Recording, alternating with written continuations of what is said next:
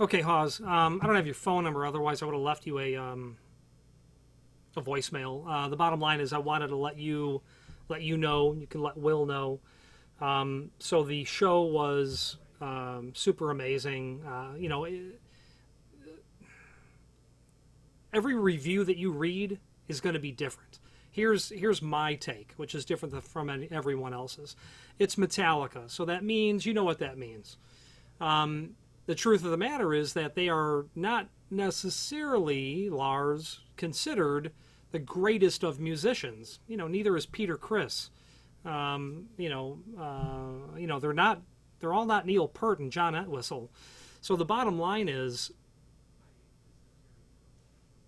night one. There were two nights, as you may know. Night one was the poser, and I'm a poser because I got into Metallica at the Black Album. My brother goes back to '83 on their second show in Chicago. So to him and his crowd, I'm just a poser. So night one was the poser crowd, people with the scratch to be able to get in the door. Those tickets were snapped up, so that's why they put show two to let the fan club people in. So I bet show two would have been better for Metallica because they're seeing, I would think their core people. It's a symphony, so it's there's an intermission. So the first half, the first four songs, the sound is muddy. It's the acoustics of this building. It's not meant for. It's not like the Chicago Theater where it's or a Greek or a Roman amphitheater. Okay, where it's perfect, no matter where you sit. So it is a bit muddy. But Lars was on his game. He was working very hard, hitting all the notes. Kirk was. I've never seen him play better, and I've seen him a handful of times. But when these guys are going to get up with people that make a living playing music, as do they, but not at a read sheet music and your fingers do whatever you're doing. Your brain is telling your fingers what to do. They were on their game.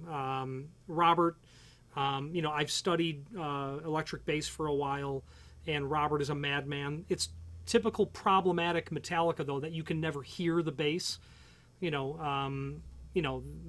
you probably know, they were always accused of turning Jason's levels down. And if you're going to try to listen to their music, the girls shake their hips to the bass player, not to the guitar player.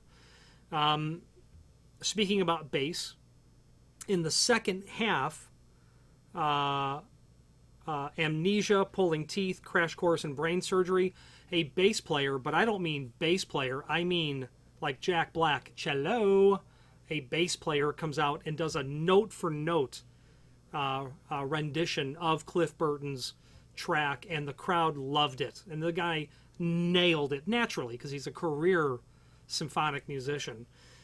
In the second half, James, with the orchestra only, does orchestra only. He's only singing Unforgiven 3, which was very cool. James' voice is not what he used to have when he was 25 or 30 or 35. Neither is Geddy Lee's. Neither is Paul Stanley's. You know the routine. He pulled his punches a little bit, but you have to. The guy's got to be pushing 60. I'm pushing 50. He's got to be 10 years older than me.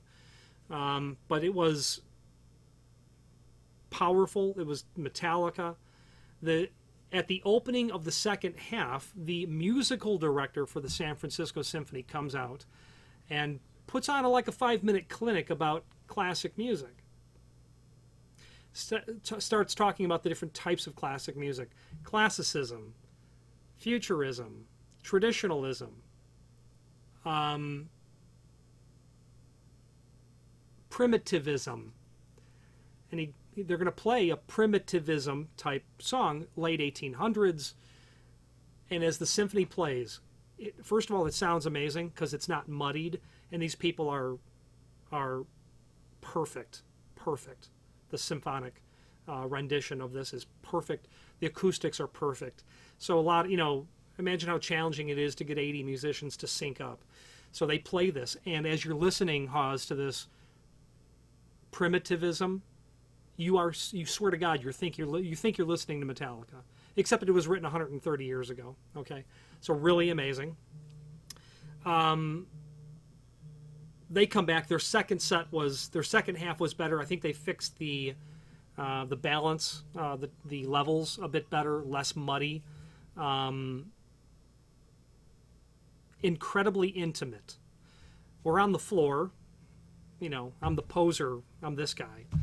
So we're on the floor. We got great seats, and there ain't a bad seat in the house, is the bottom line. That is true. If you read anything, it'll say that. And not 20 feet away is all of James guitars, his guitar tech, on the floor. It's in the round. The stage rotates one revolution for the entire show. As you walk around the stage, if you got floor seats, you're walking around the stage, and there are security guards every 20 feet. All of the instruments are there. All of the sheet music is there. So as we're walking by, okay, Ecstasy of Gold, Call of Cthulhu, that's what they're opening with, because that's the sheet music right there. Early on, an hour, 45 minutes before the show, and what pissed me off was it didn't start till about 8:45, and that's because of the merch that they're trying to push. And rightfully so, the merch was a disaster. But the musicians come out, some of them are going through their parts. These guys, what the eyes and what the brain is seeing through the eyes, it's telling the fingers what to do. So they're out there warming up, very approachable. There were, some of the musicians were taking selfies with people. So really cool. Night 2 probably would have been better, only because it would have been a Metallica fan base. When did the Black Album come out? I'm years too late in terms of being legitimate. But I am legitimate. I love all of it. I even like Saint Anger. So the bottom line is I came in at the Black Album, and then imagine going back and discovering it. Anyway, so I do need I imagine your P.O. box. I'm not a creeper. If you want to tell me your address, or if you got a work address, so that you can get a package. It's going to be a couple of weeks before I get them to you because of what my schedule is with me being basically unavailable. But I wanted to drop this on you real quick to let you know that it was a thorough success. I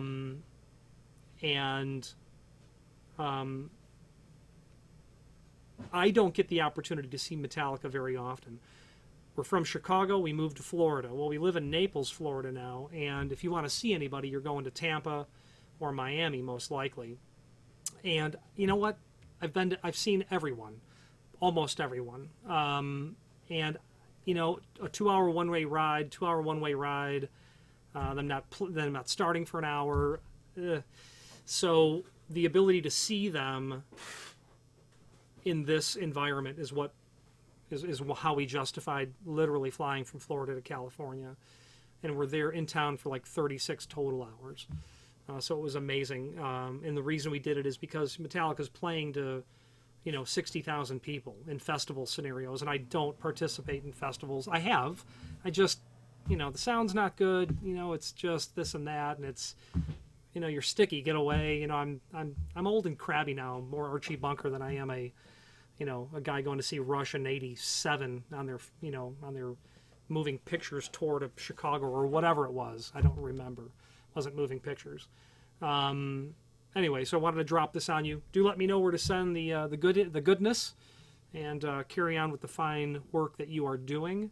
And I appreciate your efforts very much in all that you do. Thank you.